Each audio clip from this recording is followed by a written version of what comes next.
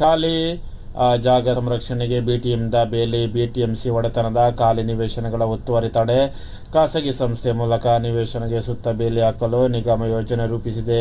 ಬಿಎಂಟಿಸಿಗೆ ಸೇರಿದ 10 ಎಕರೆ ಹೆಚ್ಚಿನ ವಿಸ್ತೀರ್ಣದ ಖಾಲಿ ನಿವೇಶನ ಆಸ್ತಿಗಳು ನಗರದಲ್ಲಿವೆ.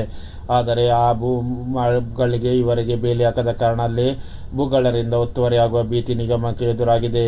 ಹೀಗಾಗಿ ನಗರದ 25ಕ್ಕೂ ಹೆಚ್ಚಿನ ಕಡೆಯಲ್ಲಿರುವ ತನ್ನ ಒಡೆತನದ ಭೂಮಿಯ ಸುತ್ತ ಬೇಲಿ ಹಾಕಿ ಅನಧಿಕೃತ ಪ್ರವೇಶ ಹಾಗೂ ಒತ್ತುವರಿ ತಡೆಗೆ ನಿರ್ಧರಿಸಲಾಗಿದೆ. ಆ ಕಾರ್ಯಕ್ಕೆ ಖಾಸಗಿ ಸಂಸ್ಥೆ ನೇಮಿಸಲು ಟೆಂಡರ್ ಪ್ರಕ್ರಿಯೆ ನಡೆಸಲಾಗಿದೆ.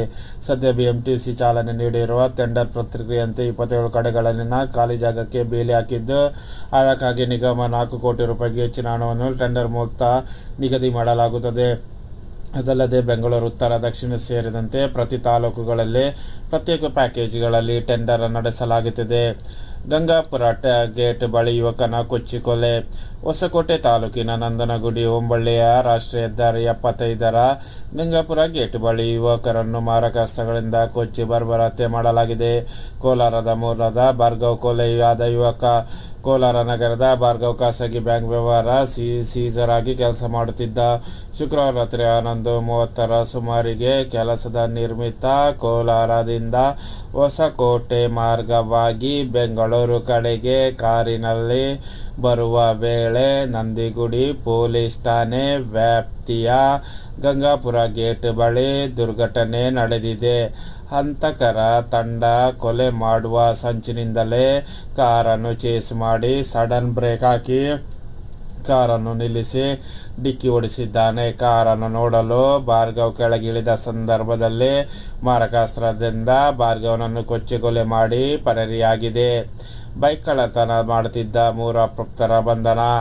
ಕನಕಪುರ ಕಾನೂನು ಸಂಘರ್ಷಕ್ಕೆ ಒಳಗಾದ 16 ವರ್ಷದ 3 ಬಾಲಾಪರಾಧಿಗಳು ಕದ್ದ 7 ಲಕ್ಷ ಮೌಲ್ಯದ 11 ಮೋಟಾರ್ ಬೈಕುಗಳನ್ನು ನಗರ ಠಾಣಾ ಪೊಲೀಸರು ವಶಪಡಿಸಿಕೊಂಡಿದ್ದಾರೆ. ಬಂಧಿತ ಬಾಲಾಪರಾಧಿಗಳು ನಗರದ ಕರಡಿಗುಡ್ಡೆ ಶಂಕರ್ ಮನೆ ಮುಂದೆ ನಿಲ್ಲಿಸಿದ ಪಲ್ಸರ್ ಬೈಕನ್ನು ಹಾಡಾಗಲೇ ಕದ್ದು ಪರಾರಿಯಾಗಿದ್ದರು. ಬೆಂಗಳೂರಿನಲ್ಲಿ ಬೈಕ್ ಕಳ್ಳತನ ಮಾಡುತ್ತಿದ್ದರು.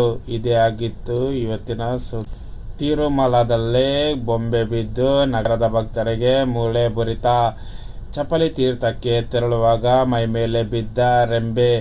ಆಂಧ್ರ ಪ್ರದೇಶದ ತಿರುಮಲದಲ್ಲಿರುವ ಜಪಾಳಿ ತೀರ್ಥಳಕ್ಕೆ ತೆರಳುವ ವೇಳೆ ಮರದ ಕೊಂಬೆ ಒಂದು ಮುರಿದು ಬಿದ್ದ ಪರಿಣಾಮ ಭಕ್ತಾದಿಗರೊಬ್ಬರು ಗಂಭೀರವಾಗಿ ಗಾಯಗೊಂಡವರ ಘಟನೆ ಶುಕ್ರವಾರ ನಡೆದಿದೆ.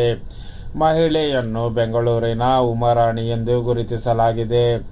ಅವರು ತಮ್ಮ ಪರಿವಾರದೊಂದಿಗೆ ತಿರುಪತಿ ವೆಂಕಟೇಶ್ವರ ಸ್ವಾಮಿ ದರ್ಶನ ಮುಗಿಸಿಕೊಂಡು ಜಪಳಿ ತೀರ್ಥದ ಹನುಮಂತನ ದರ್ಶನ ಹೊರಟಿದ್ದು, ಈ ವೇಳೆ ದೇವಸ್ಥಾನದ ಆವರಣದಲ್ಲಿ ಕಾಲುದಾರಿಯ ಬದಿಯಲ್ಲಿದ್ದ ಮರದ ಕೊಂಬೆಯೊಂದು ಮುರಿದು ನಡೆದುಕೊಂಡು ಹೋಗುತ್ತಿದ್ದ ಉಮಾರಾಣಿಯ ತಲೆಯ ಮೇಲೆ ಬಿದ್ದಿದೆ.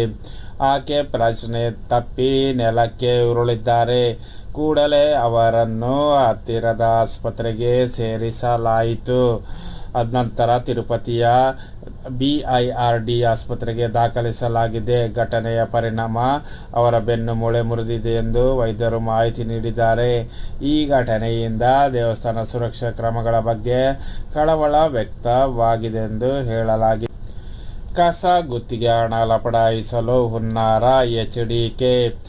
ಖಾಸಗಿ ಕಂಪನಿಗಳಿಗೆ ಬೃಹತ್ ಬೆಂಗಳೂರಿನ ಕಸ ವಿಲೇವಾರಿ ಗುತ್ತಿಗೆ ನೀಡಿ ಹಣ ಲಪಟಾಯಿಸುವ ಹುನ್ನಾರ ನಡೆದಿದೆ ಎಂದು ಕೇಂದ್ರ ಬೃಹತ್ ಕೈಗಾರಿಕಾ ಸಚಿವ SD ಕುಮಾರಸ್ವಾಮಿ ಹೇಳಿದ್ದಾರೆ.